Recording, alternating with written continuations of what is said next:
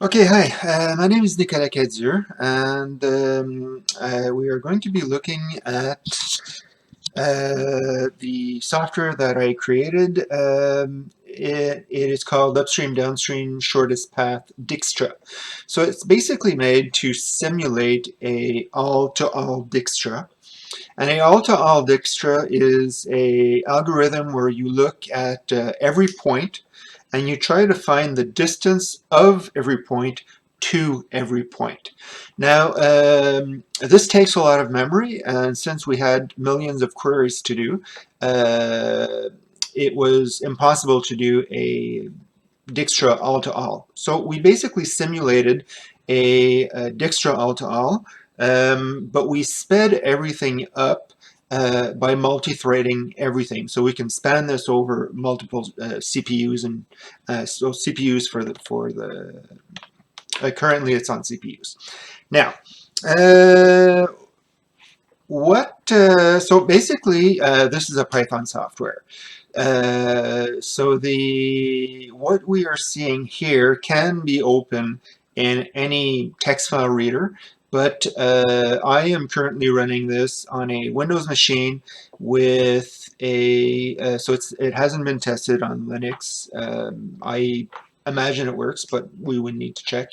Um, and basically, I'm running it using Anaconda Python, which is a free Python distribution. Now, this can be a little bit intimidating because there's no user interface. But basically, when you open the interpreter, not the interpreter, but the Spider, which is a text editor. You start with a bit of information, and and then from there you go into the imports.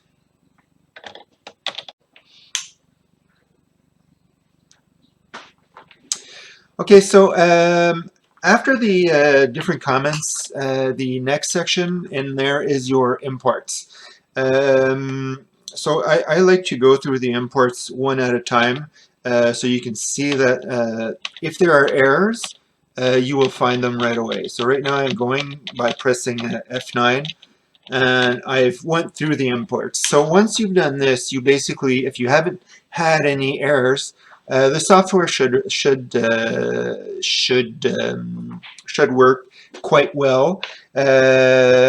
The pandas, GeoPandas, and Network X, and the Shapely libraries are the libraries that need to be installed for this to work. Now, this can be a little bit difficult to do.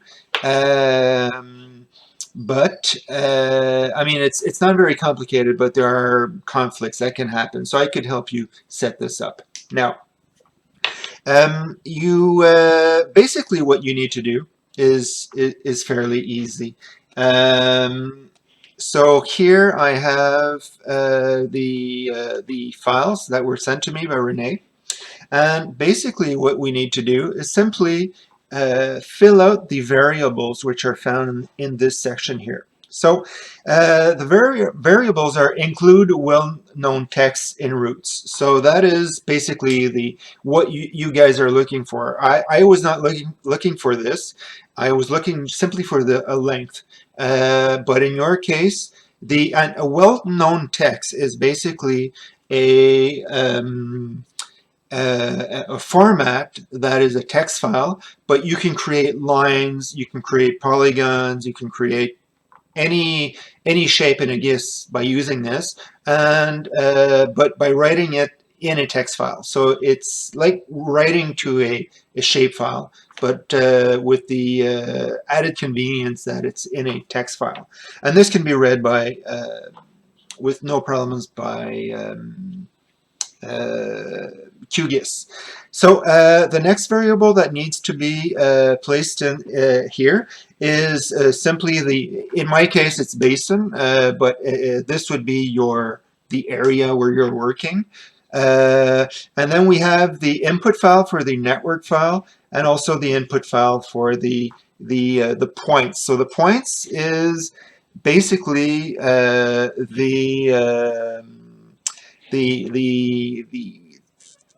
this, in my case, it's the source and target files. In your case, we're going to have to modify this to clearly specify one source and one target. One source and one target.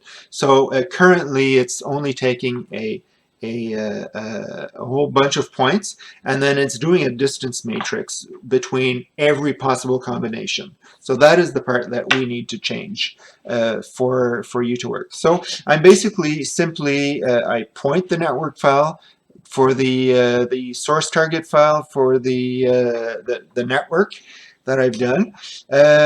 This then we need to, in my case, we needed to specify a variable that had a length. So that is something that needs to be added to to your file, or we could eventually change this so that we don't need to use this variable. The unique ID is basically the unique ID for your points. Okay, so that is basically your source and your target. So the source is from where your shortest path is going. Your target is where you want to go. So this is going to be written in every text file. So in every line of the text file, you can figure out where the points, where is the source, where is the target, and okay, and this variable here is simply to tell you where to write your exit file. So in this case, it's going to be in c / temp results, and the name of the basin or the name of the area. And as you can see, I've run this once here, and the results and test data and everything will be dumped into here. Okay. Then here this is variables that are used only for multi-threading.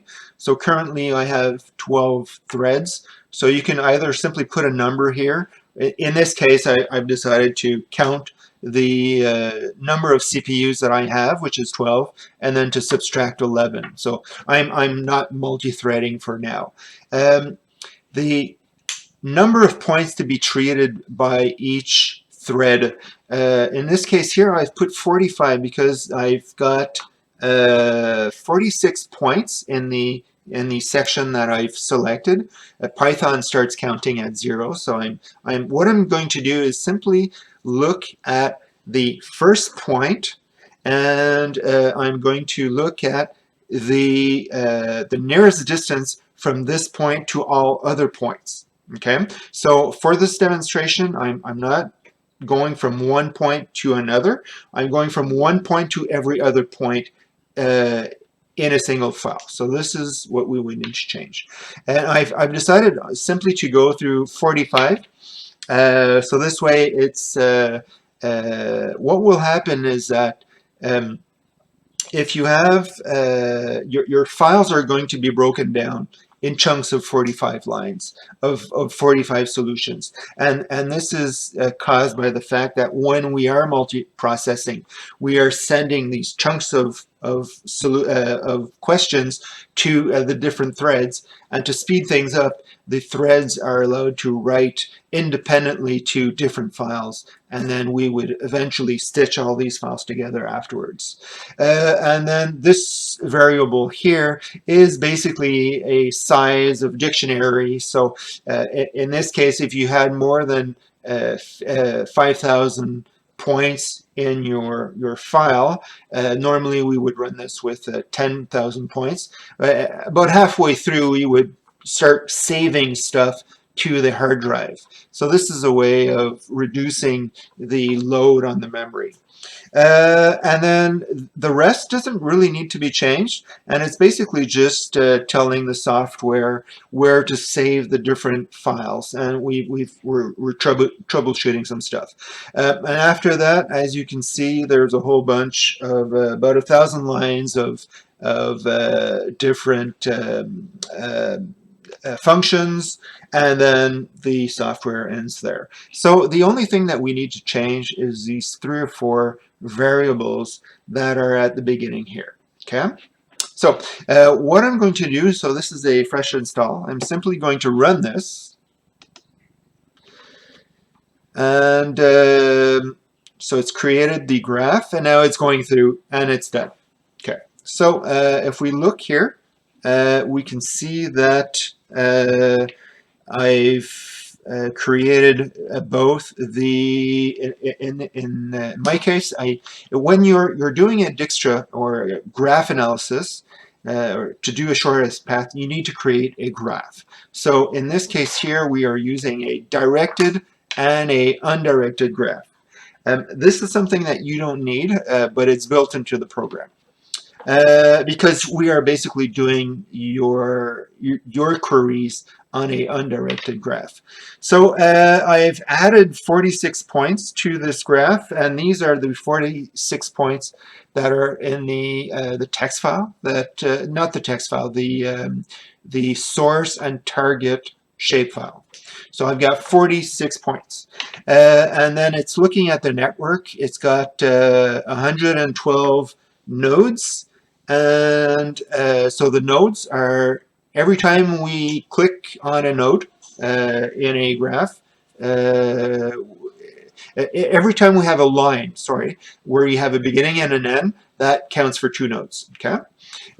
So this is basically just information for troubleshooting. And then after that, it starts on calculating. So it's calculating with one thread.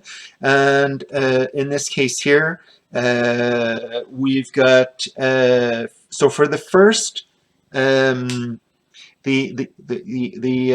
first line ID, so this is file 0. If we look at the results here, what we're seeing is we have the roots, and the roots, so there's 45 roots per text file. So this is an overkill because in here we've done every point to every point.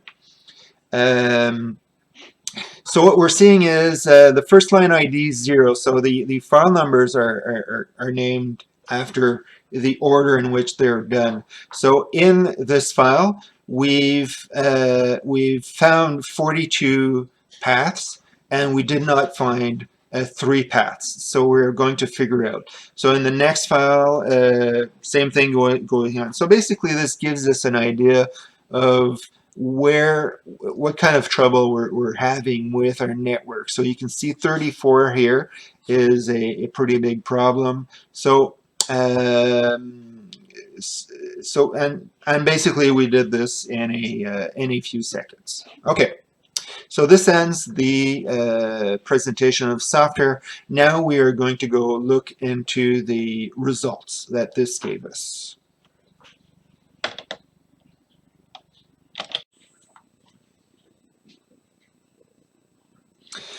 Okay, great. So now we are back in QGIS. So we are now looking at the files that Renee sent me for this example. So I've decided to only select this polygon here for this test.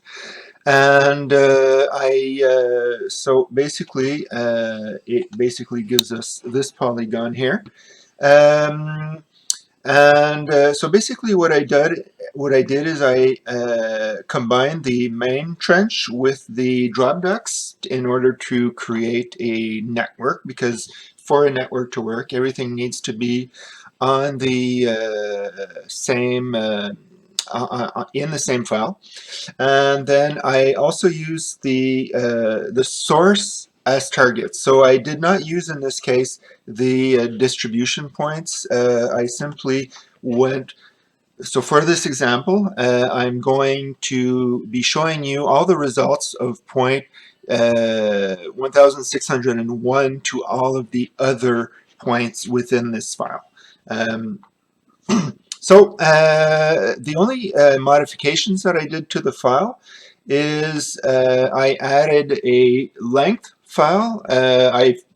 While doing this video, noticed that you had an L, which is an int, so this seems to be the same numbers.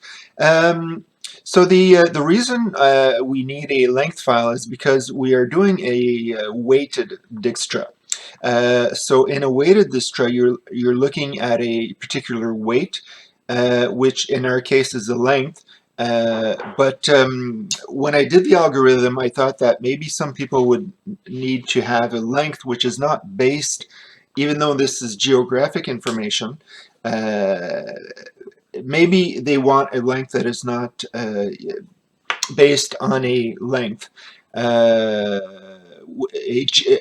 geometric length. So you could eventually, potentially put any type of weight. So an idea that comes to mind is distance from radiation, which can vary very differently depending on the time that you spent there. Uh, it's going to be important to use a length because that is in a weighted Dijkstra. You're not looking at the amount of um, segments that you're jumping, but you're looking at the actual lengths of these segments. It's also possible to put arbitrarily big distances so that you can force the algorithm to take a particular path is if you had multiple paths to your solution. So what I've done here is I've basically, we have your starting points, I guess. They're just checking. So you have your starting points. I've added the uh, labels for the for those, and I've also added the so this is the network lines, and every one of these triangles is basically a vertex within the line. So as you can see here, there's a vertex at the beginning, then the user clicked here, clicked here, clicked here, and here you can see there's two vertex, one that belongs to this line here that goes in this direction, and one that belongs to that line there that goes in that direction. So the results, which is what we want to see basically. So what are before looking at the results, there are a number of outputs that are created.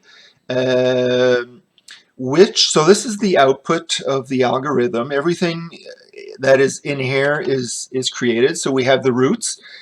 Here we treated these in chunks of 45 or 46 actually. And here we have troubleshooting. So in the troubleshooting, there are Python variables that you can ignore. These Python variables are interesting if you've been running this algorithm for a week and then it crashes. That can permit you to create these upper distance matrix and different variables that that take a long time to build at the beginning. This can help speed things up if you wanted to restart the algorithm after a crash, but you can ignore these for the time. So okay, so apart from the Python variables, there's also the different GIS variables. So in here, what we are going to see is always using the CSV format with a well-known text. This is basically a format where you can store lines, points, and different geometries. So these variables here are interesting because it is basically the graph and the edge as they are being built by network X. So this is the graph. So if you have difficulties, sometimes it's helpful to start troubleshooting by looking at, well, did network X create the graph properly? So this is the graph. I've added the nodes that are part of the original graph, and then there is also the nodes that you are going to be querying. Now, you've noticed possibly that I've actually added an extra node here called minus 9090. 999, and which is basically going to be used for just showing you where there's a few little bugs that needs to be cleaned out, and I'm using this as an example. So this is a node that I added in the original source and target files. So the results now. And then we'll look at the little bugs that we will need to fix. So basically, the results are basically, so if we look at the, we can uh, put back our segments. So what we are seeing here is in green are the results as they come in. So you have, in this case here, the route from line 1601 to 1610. And if we look at this file here, what you find is wrong ref. What you find is in here, basically you have your, so this is the content of the output file. So you have the actual geometry, which we do not see here because when QGIS, when you enter when you open a CSV and tell it that it's a well-known text geometry, the geometry is taken out of the column and stored in the geometry of the file. So in this case here, it's all in memory. But you have the input line ID, which is arbitrary. So this is the source point. This is the target point, and that is based on the ID of those points. Then a nice thing is I've replaced the geometries for the source and the target. So this way, if you have a problem later on, like here, there's some minus 9999. It means there's a problem. There was no route created.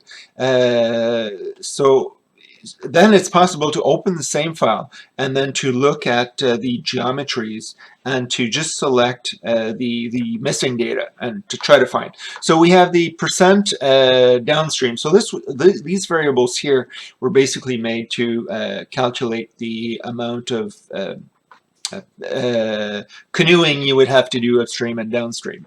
So there's so this is information that is probably not important to you, except for the total length, which is the actual total length based on your total length that you had decided in your file, in your network file at the very beginning. So now what we are seeing is the results for the first route, but then you have the results for second route, and so on and so forth. So it's always, in this case, starting from the first node and going to another node. Okay, so it's quite nice. This is all done in a matter of a few seconds. And if you rerun the algorithm, then everything gets updated on the fly in QGIS. So it's kind of nice. Now, within the same file, the routes file, like I said, there are some routes that were not found, and these come up as minus 9999 because there's no information. So this is my no data. So it's possible then, so in here we can see there's 1, 2, 3 routes that were not found. And what we are going to do is I've reopened this file and started looking at the target points. So in this case here, I've reopened the file and I said, rather than to use the geometry for the line, use the geometry for the target points. And then after that, I filtered for the values minus 9999. And this is what we are seeing here. So here we have the 3 routes that created some problems. So these routes are in gray. Oops. These routes are in gray. So 3 routes were not found. So why Why were these 3 points not found? Well, this one is quite easy to find, right? It's simply not connected onto the main graph. So this is a line on the graph. They're not connected. So this would need to be reconnected. Possibly it's connected in the original file, but when I joined everything together quite quickly, maybe there's a geometry from a third file that wasn't put in there. Now, why were these two roots not found? That is more difficult, right, to figure out, because if we look at this this root here, we find that there's a node here, there's a vertex here.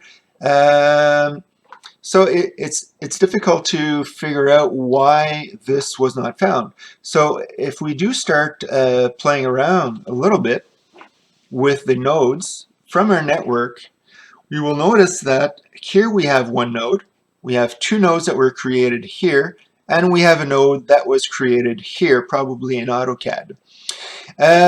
Now, in this other line here we have an example where we have two nodes. So here we have like a, I don't know if it's clear enough, but you can, at least on the size that on the screen that I'm working, you can see that there's one node from this line and one node from that line. In the case that we have here, we only have a single triangle. So these two lines, even though they touch, they are not connected in the network. We would need to split this line and place a node here for the network to work. And if I look at the problem in the other one here, this point, the gray point here, was not found. There was no route to this area, and we have the exact same problem. So here we have triangles indicating the vertex from this line, but there are no vertex from that line. So that is going to be your main problem, to try to make sure that you have geometries that are working well. So I did mention there's a few bugs that need to be worked out. So the first thing that needs to be worked out is we need to change the way that the lines are inputted in the algorithm. So right now I'm giving you one file, and it's calculating every possible combination of distances, and then it's feeding those to the algorithm. So we need to change the way how the program will take the input file. So the network file will be the same, but the input file will be source. This can be a shapefile. It will be source, and we will need to put the destination for the root, and then for the second point, the second source, and the destination. So we will really specify source and destination. There's a minor bug that needs to be worked out. So this bug so here we have the big stars where these bugs are happening. Now the nice thing is that they currently have no impact on the software. But what this is telling me is that the algorithm that I'm using to identify if the nodes are in the graph or not is not perfect. There's a small float point error, and so I'm creating a very, very, very small line. It is so small that I had to represent it as a point. So it is under a micron, and it's basically connecting the node to the graph. And that was this is a bug that I didn't find, because in when we were making this software, we had absolutely no instances where we actually had points that were connected to the graph. So we had to add all these points after. So I was querying to see if the points were in the graph, and if they were not in the graph, I was adding them. So in this case here, you can see that you have there's the point that I had added arbitrarily, and it was not connected to the graph at all. So what we are seeing here, I'll just remove the marker here so that we can see the line. So what the algorithm was built to do was to connect the source and the targets to the graph using a line, and then it would split the receiving line into two parts, each as a percentage of the total line distance. So this is so the bug is that this is currently being done for a few of these points because it's not identifying the nodes as existing. So this is a float point error. I did try to measure the distance, and as you can see, the distance was too small for QGIS to calculate, except for this line here, which was 18 meters long. So all the other bugs we're talking sub-millimeter. So if we look at the actual line that is created, here you have 6688, so this is the first node of the line, 6688, so this is identical. But here we have 3, 4, and here we have 3, 5. So we're looking at a 1, 2, 3, 4, 5, 6, 7, 8, 9, 10 decimal values. So if these are millimeters that we're working with, then this is quite small. Even if these were latitude and longitude, we would be looking at microns. So what I wanted to show was this here, which was basically, I need to remove the, okay, this is what I wanted to do. So I wanted to toggle all of the items.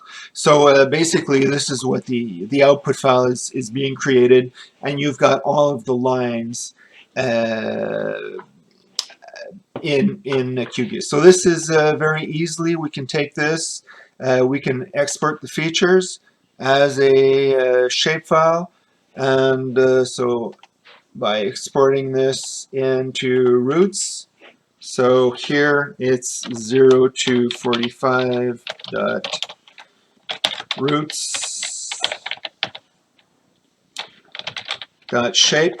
Let's do roots test, and I will be sending this file to you very shortly. So if you have any questions, I'll be very happy to answer them. So thank you very much.